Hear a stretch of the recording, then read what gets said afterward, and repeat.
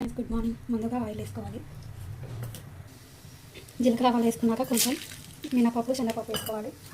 తర్వాత కరివేపాకు పచ్చిమిర్చి అన్నీ వేసుకోవాలి. ముందుగా మనం కోసి పెట్టుకున్న ఉల్లిపాయ ముక్క వేసి కలుపుకోవాలి ఫ్రెండ్స్.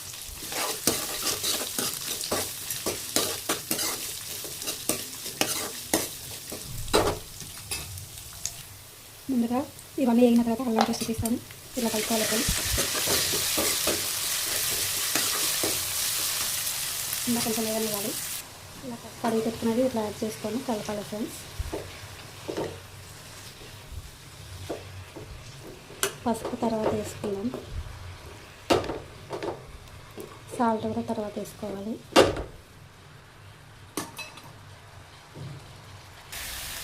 ఇలా కలుపుకోవాలి ఫ్రెండ్స్. దగ్గరికి అయినాక కొంచెం ఇంకా పసుపు వేసుకోవాలి. ఇలా కలుపుకోవాలి ఫ్రెండ్స్. ఉప్పు వేసుకొని ఇలా కలుపుకోవాలి ఫ్రెండ్స్ ఒకసారి.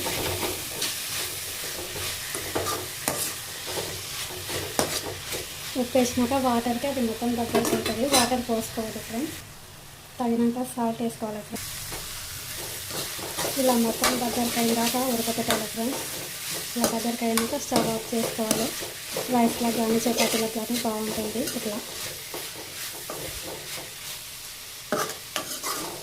తోటకూర ఫ్రై కంప్లీట్. మీకు నా ఛానల్ నచ్చితే సబ్స్క్రైబ్ చేసుకోండి. Stove off